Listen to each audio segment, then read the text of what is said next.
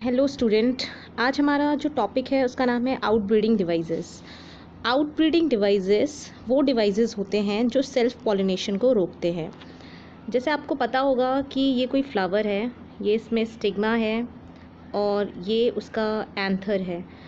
तो इस एंथर में से जो पोलन ग्रेन स्टिग्मा पर गिरते हैं उस प्रोसेस को हम पॉलिनेशन कहते हैं। और अगर वो सेम फ्लावर में है जिसमें उसी फ्लावर में स्टिग्मा है और उसी फ्लावर में एंथर है, ये रहा उसी फ्लावर में स्टिग्मा और ये रहा एंथर, तो इस प्रोसेस को हम सेल्फ पॉलिनेशन कहते हैं।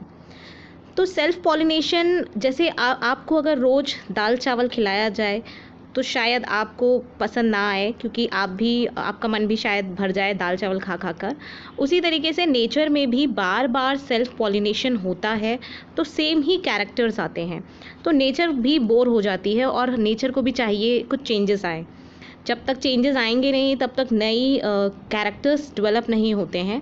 तो इस वजह से ये जो आउटब्रीडिंग डिवाइसेस हैं वो सेल्फ पॉलिनेशन को रोकते हैं, मना करते हैं कि ठीक है बहुत टाइम के लिए अच्छा है सेल्फ पॉलिनेशन, लेकिन ज़्यादा बार सेल्फ पॉलिनेशन करेंगे तो सेम कैरेक्टर्स आएंगे। तो ऐसे कौन से डिवाइसेस हैं जो सेल्फ पॉलिनेशन को रोकें? इसको मैं एक और एग्जांपल से समझाती हूँ। जैसे आप अगर बार बार कोई गलती करते हैं तो आपके पेरेंट्स आपको रोकते हैं। तो एक रोकना, एक बंदिश बनाना, एक बाउंड्री बनाना कि आप वहाँ से बाहर ना जा सकें और आप वो गलती ना कर सकें। तो इसी तरीके से नेचर में भी सेल्फ पॉलिनेशन को रोकने के लिए कुछ डिवाइसेस होते हैं जिन्हें हम आउटब्रीडिंग डिवाइसेस कहते हैं।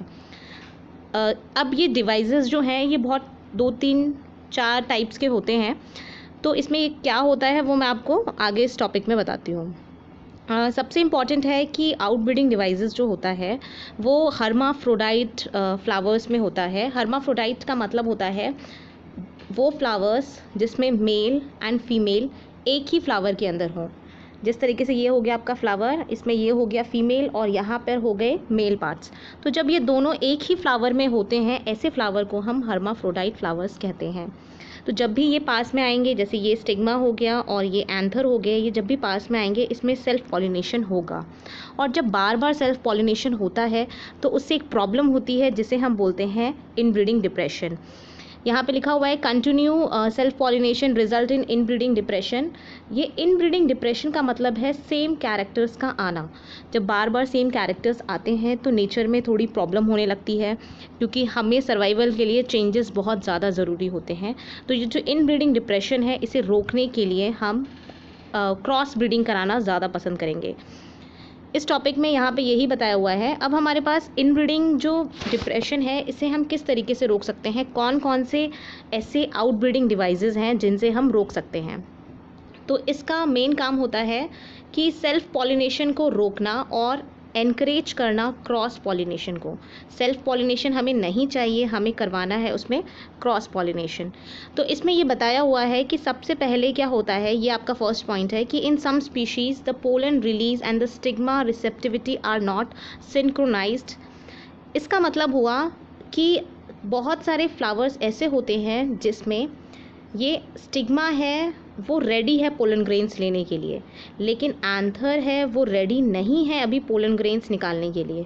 इसमें एंथर में पोलन ग्रेन ही नहीं बने हैं और स्टिग्मा रेडी है लेने के लिए, तो कैसे ये इस पे गिरेगा? इसमें सेल्फ पॉलिनेशन नहीं हो सकता। तो उसे हम कहते हैं जब दोनों साथ में रिसेप्टिव ना हो।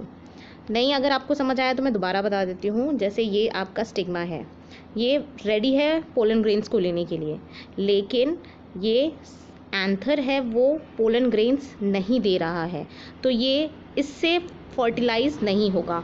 इसको दूसरे एग्जांपल से समझते हैं। जैसे आप और आपके पेरेंट्स, आप रेडी हैं अपने पेरेंट्स से मनी मांगने के लिए, लेकिन आपके पेरेंट्स मनी दे ही नहीं रहे हैं, तो आपको जो भी कोई चीज़ खरीदनी है आप कैसे खरीदेंगे? या आपके पेरेंट्स आपको मनी दे रहे हैं और आप रेडी नहीं हैं उस चीज़ को खरीदने के लिए, तो आप उस चीज़ को नहीं खरीदेंगे। तो यहाँ 2 केसेस होते हैं। इस पूरे प्रोसेस को हम एक वर्ड बोलते हैं जिसका जो आपकी बुक में नहीं है, लेकिन अगर आप रिफ्रेशर्स देखेंगे उसमें आपको मिलेगा डाइकोगैमी। जो ये डाइकोगैमी होता है इसका मतलब होता है या तो मेल रेडी है लेकिन फीमेल रेडी नहीं है, या फीमेल रेडी है, मेल रेडी नहीं है। तो दोनों केसेस को हम जो कंबाइन कहते हैं उसे कहते हैं डाइकोगैमी। ये आपको रिफ्रेशर में मिल जाएगा। इसके दो टाइप्स होते हैं, एक को कहते हैं प्रोटो एंड्री। प्रोटो एंड्री का मतलब होता है, प्रोटो मीन्स पहले, एंड्री मतलब मेल्स को रिप्रेजेंट करता है, एंड्री वर्ड। तो यहाँ पर मेल रेडी है लेकिन फीमेल रेडी नहीं है, इस केस को हम कहते हैं प्रोटो एंड्री। दूसरा होता है proto gynae. Proto means first, gynae means female. तो प्रोटो गाइनी में फीमेल रेडी है, जो फीमेल है वो रेडी है लेकिन मेल रेडी नहीं है, तो सेल्फ पॉलिनेशन नहीं होगा। ऐसे केसेस में आपको, ये आपका फ्लावर है, अगर इसकी फीमेल रेडी है बट मेल रेडी नहीं है, तो किसी दूसरा फूल का जो मेल रेडी होगा वहाँ से स्टिग्मा पर पोलन ग्रेन गिरेगा। तो इससे सेल्फ पॉलिनेशन को हमने रोक दिया और क्रॉस पॉलिनेशन को हमने अलाउ किया। तो इसमें यही चीज़ बताई है कि कुछ स्पीशीज़ में pollen release and stigma receptivity, pollen को रिलीज़ होना है, स्टिग्मा को रेडी होना है लेने के लिए, वो दोनों सिंक्रोनाइज्ड नहीं होते हैं। सिंक्रोनाइज का मतलब है एक साथ नहीं होते हैं। जहाँ भी आपको ये वर्ड मिलेगा उसका मतलब है एक साथ। तो ये दोनों एक साथ रेडी नहीं है, या तो मेल रेडी है फीमेल रेडी नहीं है, या फीमेल रेडी है मेल रेडी नहीं है। ऐसे केसेस में सेल्फ पॉलिनेशन कराना मुश्किल होता है और इसी प्रोसेस को हम डाइकोगैमी कहते हैं। डाइकोगैमी भी दो टाइप्स की होती है, प्रोटोगाइनी, जैसे ये आपकी डाइकोगैमी है, ये दो टाइप्स की है, प्रोटो एंड्री और प्रोटोगाइनी। प्रोटो एंड्री वाले में मेल रेडी होता है, फीमेल नहीं होती है। प्रोटोगाइनी वाले में फीमेल रेडी होती है, मेल रेडी नहीं होता है। तो आपको ये टर्म्स को समझना ज़रूरी है। Either the pollen is released before the stigma become receptive or stigma become receptive much before the release of pollen। यहाँ पे दोनों टर्म्स दे दिए हैं, या तो पोलन रिलीज हो जाएगा और स्टिग्मा रिसेप्टिव नहीं है, तो इस केसेस में पोलन रेडी है तो इस वाली कंडीशन को बोलेंगे प्रोटो एंड्री। और यहाँ लिखा है स्टिग्मा रेडी है लेकिन पोलन रिलीज नहीं हुआ है, यहाँ से कंडीशन को हम कहेंगे प्रोटोगाइनी। तो अब मैं एक और बार आपको समझा देती हूँ। डाइकोगैमी का मतलब है मेल और फीमेल दोनों में से कोई रेडी है और कोई रेडी नहीं है। वो आपकी दो टाइप की होती है, एक हो गई आपकी प्रोटो एंड्री और एक हो गई आपकी प्रोटोगाइनी। प्रोटोगाइनी में फीमेल रेडी होती है, gyny female ready, male ready नहीं। प्रोटो एंड्री में मेल रेडी है और फीमेल रेडी नहीं है। तो इस तरीके से आप समझ सकते हैं। तो यहाँ से लेके आपका यहाँ तक हो गया पहला पॉइंट। दूसरा पॉइंट आता है, दूसरा जो केस है कि हम सेल्फ पॉलिनेशन को कैसे रोकेंगे, उसके लिए है हेट्रोस्टाइली टर्म। हेट्रोस्टाइली का मतलब होता है वो यहाँ से लेके आपका शुरू होगा और आपका यहाँ तक ख़त्म होगा। हेट्रोस्टाइली का मतलब होता है कि अगर ये कोई फ्लावर है और ये उसका स्टिग्मा है, अगर इसका स्टिग्मा बड़ा है और छोटा सा इसका नीचे एंथर है, तो क्या ये एंथर इतना जंप ऊपर तक करेगा? नहीं कर पाएगा। तो ऐसी कंडीशन में पॉलिनेशन नहीं हो पाता है। वहीं पे कोई फ्लावर है जिसका एंथर बड़ा है और स्टिग्मा छोटा है, तो ये जंप इस वाले पे कर लेगा। तो इसी कंडीशन को हम कहते हैं हेट्रोस्टाइली, यानी स्टाइल की लेंथ का डिफरेंस। कोई स्टाइल बड़ी है, कोई स्टाइल छोटी है, ऐसे केसेस में सेल्फ पॉलिनेशन नहीं होगा। अगर आपका एंथर छोटा है और स्टिग्मा बड़ा है तो उसके लिए आपको सेल्फ पॉलिनेशन कराने में प्रॉब्लम होगी, उस केसेस में क्रॉस पॉलिनेशन होगा। इसमें लिखा हुआ है in some other species the anther and the stigma are placed at different position. इनकी हाइट जो होती है वो डिफरेंट होती है, so that the pollen can not come contact with the stigma, जिसकी वजह से, जैसे ये हाइट बड़ी हो गई स्टिग्मा की और यहाँ पे छोटा सा है एंथर, तो ये इन दोनों की हाइट में डिफरेंस है, तो ये यहाँ तक जंप नहीं कर पा रहा है, जिसकी वजह से सेम फ्लावर में पॉलिनेशन नहीं हो पाएगा और ऑटोगैमी नहीं हो पाएगी। तो ऐसे केसेस में हमें क्रॉस पॉलिनेशन कराना पड़ेगा। तो ये सेल्फ पॉलिनेशन को रोकता है और क्रॉस पॉलिनेशन को अलाउ करता है। तो इस कंडीशन को यहाँ से लेके आपका इस कंडीशन को हम कहते हैं हेट्रोस्टाइली,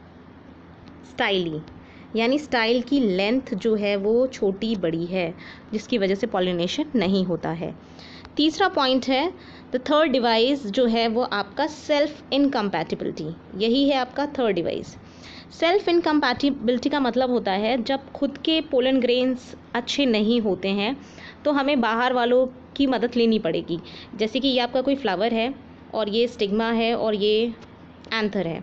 इसके जो पोलन ग्रेन्स हैं वो बेकार क्वालिटी के हैं या वो जर्मिनेट नहीं करते हैं, इसके ऊपर गिरते हैं लेकिन वो जर्मिनेट करके पोलन ट्यूब नहीं बनाते हैं। तो ऐसी कंडीशन को हम बोलते हैं सेल्फ इनकम्पैटिबिलिटी, यानी खुद के पोलन्स में कुछ कमी है जिसकी वजह से फर्टिलाइजेशन नहीं हो पा रहा है। तो ऐसे केसेस में हमें क्रॉस पॉलिनेशन ही कराना होता है। जैसे कभी कभी क्या होता है, हमारे घर के मेंबर्स ही हमारी मदद नहीं कर रहे होते हैं तो हमें मदद दूसरों से लेनी पड़ती है, बाहर वालों से। तो सेम ये वही कंडीशन है कि जो पोलन ग्रेन्स हैं खुद के फ्लावर के, वो कंपैटिबल नहीं है, अच्छी नहीं है, बहुत ज़्यादा हेल्दी नहीं है या पोलन ट्यूब नहीं बना पा रहे हैं। ऐसे केसेस में हम सेल्फ पॉलिनेशन नहीं करा सकते और हमें क्रॉस पॉलिनेशन ही कराना होगा। तो आप देखेंगे लास्ट 3 लाइन्स में, this is the genetic mechanism and prevent self pollination. जब खुद के पोलन ग्रेन्स अच्छे